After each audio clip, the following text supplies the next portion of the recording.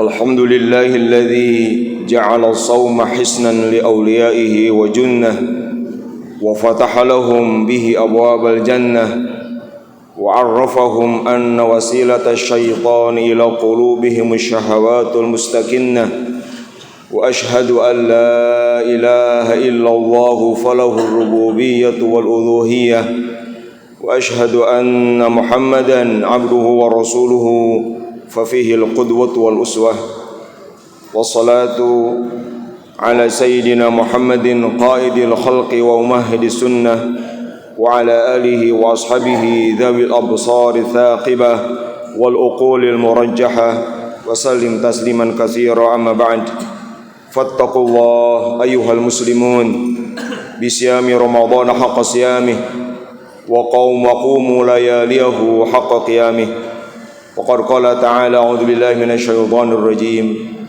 يا أيها الذين آمنوا كتب عليكم الصيام كما كتب على الذين من قبلكم لعلكم تتقون صدق الله العظيم. Hadirin jamaah Jumat sekalian, ketahuilah bahwa di dalam diri kita ada pertempuran, ada peperangan abadi antara akal dengan nafsu, antara kekuatan setan dengan kekuatan malaikat, antara syariat dengan hawa nafsu. Kemampuan kita untuk mengikuti dorongan akal, keberanian kita untuk mengikuti panduan syariat, itulah ketakwaan. Ketika kita berhasil melakukan sesuatu, memilih cara sesuai pertimbangan akal, sesuai panduan syariat, itulah ketakwaan, dan itu hanya bisa terjadi dengan kesabaran. Hadirin jamaah sekalian, para ulama ketika memahami hadis Rasulullah SAW tentang bulan Ramadan, di mana Rasul mengatakan, "Idza dakhala syahrul Ramadan futihat abwabus sama wa ghuliqat abwabun nar wa sulsilatis syayatin," bahwa setan-setan dibelenggu sehingga tidak bisa menggoda manusia. Timbul pertanyaan, lalu mengapa di bulan Ramadan, jika selama ini kita menganggap seperti tadi, keburukan-keburukan adalah karena tipuan-tipuan setan, karena was-was bisikan-bisikan setan? Jika memang seperti itu, lalu mengapa di bulan Ramadan masih banyak orang berbuat maksiat, berbuat dosa, masih banyak orang menjauh dari Allah, masih banyak orang malas beribadah, masih banyak orang berjarak yang amat jauh dari agama? Menjawab pertanyaan itu, Al-Imam Al-Qurtubi seperti dikutip Imam Ibnu Hajar memberikan satu tafsiran yang sangat menarik. Kata beliau, sebab keburukan di dalam diri manusia, sebab-sebab kemaksiatan, keburukan yang dilakukan seseorang itu karena 4 hal. Yang pertama, benar, itu terjadi karena wasawisi syaitan, makaidi syaitan, karena bisikan-bisikan, tipu daya syaitan. Ini yang pertama. Yang kedua, maksiat dan dosa itu terjadi karena an-nafsu al-khabithah, karena nafsu yang kotor, nafsu yang buruk. Nafsu yang kotor, nafsu yang buruk ini bermula dari ketika balik, di mana di situ setan mulai berfungsi menggoda manusia setelah balik. Ketika balik, ajakan-ajakan, bisikan-bisikan keburukan yang bertentangan dengan agama, bertentangan dengan akal diikuti. Itulah yang kemudian menjadikan nafsu orang yang balik, nafsunya menjadi nafsu yang kotor. Nafsu yang kotor akan sangat kuat mendorong pada kebaikan. Itulah yang disebut dengan an-nafsu al-ammarah. Yang ketiga, jika nafsunya sudah kotor, maka sebab maksiat dan keburukan yang ketiga adalah al-adat as-sayyiat, kebiasaan-kebiasaan buruk. Setiap ada dorongan buruk diikuti, setiap ada keinginan buruk nggak ditahan, sehingga terbiasa melakukan satu keburukan, ini pun akan membuahkan keburukan-keburukan lain. Dan yang keempat adalah al-bai'ah as-sayyi'ah, lingkungan, teman, tempat bergaul yang buruk. Jadi hadirin sekalian, jika bulan Ramadan sesuai hadis sahih tadi dan kita maknai secara hakikat sesuai kaidah pemaknaan teks-teks agama, maka kalaupun setan dibelenggu, masih ada 3 faktor lagi yang mungkin itu masih kuat di dalam diri kita. Pertama, nafsu yang kotor. Kedua, kebiasaan buruk yang lama tidak dihentikan. Keempat, lingkungan dan tempat bergaul yang menjauhkan dari agama. Maka jika sekarang Ramadan telah sampai di hari ke-20, 10 atau 9 hari lagi kita berpuasa, seharusnya hari ini kita semua sudah bisa menemukan jati diri kita.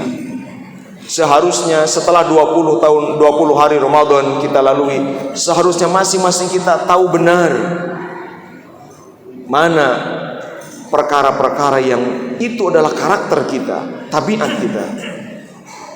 Jika setelah 20 hari Ramadan berlalu, kita masih merasakan, menemukan di dalam diri kita keburukan-keburukan, maksiat-maksiat, masih jauh dari agama misalnya, masih malas beribadah misalnya, tidak ada perubahan volume ibadah, kualitas ibadah setelah masuk Ramadan misalnya, ketahuilah itu semua terjadi tidak lagi karena bisikan-bisikan setan.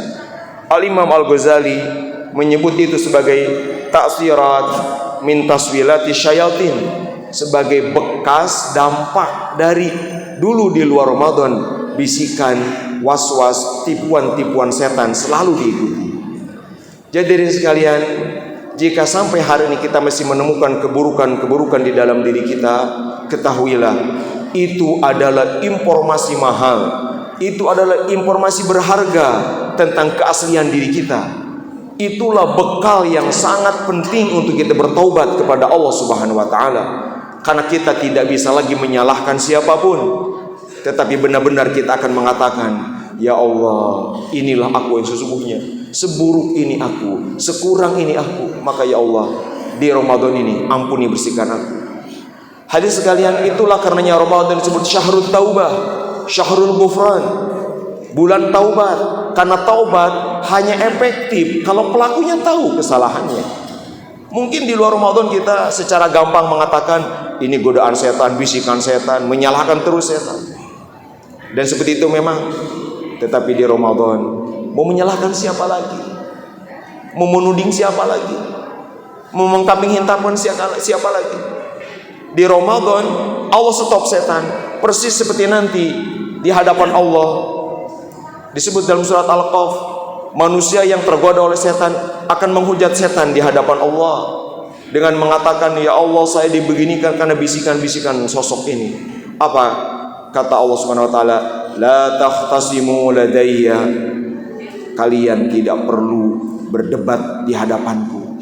Dan setan pun di hadapan Allah tidak mengatakan, iya memang aku menggodamu. Tidak begitu. Setan berlepas diri, setan tidak mengakui. Setan hanya mengatakan, loh, itu siapa yang mengikuti?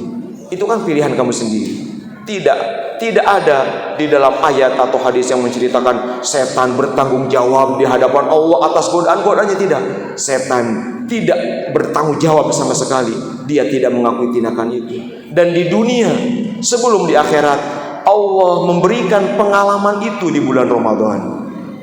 Hadirin sekalian, maka oleh karena itu, barangkali di sisa Ramadan yang 10 hari lagi, penting bagi kita untuk kembali memahami apa sesungguhnya inti dari puasa. Apa sesungguhnya bagian paling mendasar dari puasa. Kalau pakai pendekatan teknologi, di HP misalnya, bagian inti HP adalah prosesornya, chipnya. Maka pertanyaannya, apa sebetulnya chipnya puasa itu apa? Yang dia nanti bisa menjadi ngatur segala macam program, aplikasi, bahkan perangkat-perangkatnya. Al-Imam Al-Ghazali setelah mengutip hadis-hadis Rasulullah SAW, hadis-hadis sahih, yang tanya 5 hadis yang dikutip oleh beliau, menyimpulkan bahwa berdasarkan informasi Rasulullah SAW, inti dari puasa adalah tad'iful quwa allati hiya wasailu syaitan fil 'audi ila syurur. Inti dari puasa adalah melemahkan kekuatan-kekuatan setan yang selama ini dijadikan alat untuk mendorong, mengajak kita kembali pada keburukan. Dan alat setan terbesar untuk menyesatkan manusia adalah syahwat makan, syahwat minum, dan syahwat seksual. Itulah karenanya selama Ramadan kita dilarang makan, dilarang minum, dilarang berhubungan suami istri bagi yang menikah. Padahal ketiga hal itu adalah perkara yang halal. Tetapi hal seperti itu yang tidak terkontrol akan membuat nafsu tak karuan. Maka hadirin sekalian, lapar, haus itu bukan tujuan puasa, bukan inti puasa. Itu hanya sarana, hanya pintu, hanya jembatan menuju inti dari puasa. Kalau ibarat buah kelapa, lapar dan haus adalah sabutnya, cangkangnya, batoknya, tetapi itu bukan bagian inti dari kelapa. Kalau ada di antara kita mengatakan saya sudah menikmati buah kelapa, padahal dia baru memegang sabut kelapanya, pasti kita akan mengetawakan orang itu. Sama seperti orang mengatakan saya sudah puasa, padahal dia baru haus dan lapar saja. Maka hadirin sekalian, puasa harus diikuti dengan keberanian kita, kesabaran kita untuk mempuasakan semua bagian diri kita. Mulut dan perut hanya 2 bagian kecil dari kita. Maka setelah 20 hari beradu puasa, kalau merujuk penjelasan para ulama, penting sekali kita membaca, mengevaluasi puasa kita. Apakah kita hanya puasa dari makan minum saja, yang Imam Ghazali menyebutnya sebagai saumul awam, puasa publik, puasa kebanyakan orang, seperti itu umumnya. Ataukah setelah 20 hari kita mulai berani dan bersabar mempuasakan mata, mempuasakan telinga, mempuasakan lidah, mempuasakan tangan, mempuasakan kaki dari segala hal yang dilarang Allah Subhanahu wa taala. Bukankah ketakwaan adalah meninggalkan larangan Allah? Atau bahkan mungkin kita naik level, puasanya bukan lagi sekedar anggota tubuh, tetapi mulai mempuasakan pikiran, mempuasakan hati dan perasaan dari apapun lintasan pikiran, perasaan yang menjauhkan kita dari Allah Subhanahu wa taala. Hadirin jamaah sekalian, masih ada 9 atau 10 hari lagi. Tentu kita ingin benar-benar menyambut ini dengan sebaik-baiknya. Nanti selepas Ramadan, kalau kita tidak manfaatkan kasih sayang Allah ini, perhatian Allah ini, kita akan menyesal sebesar-besarnya penyesalan. Karena tidak ada bulan di mana kita akan makin sangat dekat dengan Allah melebihi Ramadan. Maka bagi para kekasih Allah, masuk 10 akhir Ramadan adalah waktu yang sangat bikin deg-degan. Mereka akan menangis, mereka akan khawatir, mereka merasa akan berpisah dengan kenikmatan, kelezatan yang luar biasa. Kalau kita bergembira karena akan lepas dari beban puasa, mereka menangis karena mereka khawatir selepas Ramadan, di mana mereka padahal bersih hatinya khawatir dalam keadaan setan tidak dilepas saja seperti ini aku, bagaimana nanti selepas Ramadan? Maka mereka benar-benar menjadikan Ramadan sebagai amunisi untuk beribadah sebisa-bisanya, sebanyak-banyaknya. Hadirin sekalian, Rasul melarang kita ibadah musiman. Di satu waktu rajin, di waktu lain enggak, itu makruh. Tetapi khusus Ramadan, kesaksian Sayyidah Aisyah radhiyallahu anha ummul mukminin yang tahu benar aktivitas Rasulullah SAW di rumahnya, mengatakan di dalam hadis Imam Muslim, kata Sayyidah Aisyah, kana Rasulullah sallallahu alaihi wasallam yajtahidu fi Ramadan ma la yajtahidu fi ghairihi wa bil ashril awakhir minhu ma la yajtahidu fi ghairihi. Rasulullah kalau masuk Ramadan, maka kesungguhan ibadahnya melebihi ibadah-ibadah di luar Ramadan. Berarti musiman. Beda dengan luar Ramadan. Padahal Rasul sebelumnya memakruhkan, tetapi spesial Ramadan Rasul malah mencontohkan ibadah seperti itu. Beda kalau Ramadan. Dan kalau masuk 10 akhir bulan Ramadan, kesungguhan Rasul naik lagi. Tidak seperti dari 1 sampai 20 Ramadan. Dia terus meningkat kesungguhan Rasulullah SAW. Di dalam hadis muttafaq alaih, Rasulullah SAW diriwayatkan karena Rasulullah SAW idza dakhala al-ashhur al-awakhir min Ramadan ahya al-laila wa yaqadha ahlah wa jadda wa shadda al-mizar. Kalau masuk 10 akhir Ramadan, Rasulullah ahya al-lail, menghidupkan malam dengan berbagai ibadah. Ihyaul lail, bukan hanya tarawih. Kalau tidak sempat tarawih, baca Quran, istighfar, apa saja kebaikan. Apakah kebaikan individu atau sosial, itu adalah ihyaul lail, perbanyak di 10 akhir Ramadan. Wa iqadhu ahlah, bahkan Rasulullah membangunkan isi-isinya, diajak iktikaf, diajak ibadah malam, diajak berdoa malam hari. Wa jadda wa syaddal mizar, Rasul bersungguh-sungguh, digambarkan dengan syaddal mizar, mengikat sarungnya. Mengikat sarung, kinayah bahwa Rasul bersungguh-sungguh ibadah sehingga sarung itu betul-betul kuat sebagai gambaran ibadahnya rajin. Sekaligus hadis muttafaq alaih ini mengandung petunjuk bahwa di antara pakaian yang suka dipakai Rasulullah SAW adalah al-izar atau sarung. Jadi sarung berdasarkan hadis muttafaq alaih ini adalah salah satu pakaian yang suka dipakai Rasulullah SAW. Bukan hanya gamis, bukan hanya jubah, tetapi sarung adalah pakaian Rasulullah SAW. Itulah mengapa di Nusantara ini para ulama yang paham hadis Nabi mempopulerkan sarung pada kita. Sesungguhnya itu adalah warisan Rasulullah SAW. Hadirin jamaah sekalian, taufik hanya dari Allah. Kita hanya bertugas mengilmui diri sebanyak mungkin, lalu punya azam sekuat mungkin. Setelah itu mari kita bertawakal kepada Allah SWT. Mudah-mudahan di 10 terakhir Allah memberikan taufik yang besar pada kita semuanya, sehingga kita semua menjadi orang-orang yang mendapatkan berkah Ramadan, mendapatkan nafahat, hembusan-hembusan hidayah di bulan Ramadan. Qala ta'ala wa atimmus siyama ilal lail. Barakallahu li wa lakum bima fihi minal ayati wa dzikril hakim. Wa taqabbala minni wa minkum tilawatahu innahu huwas samiul alim.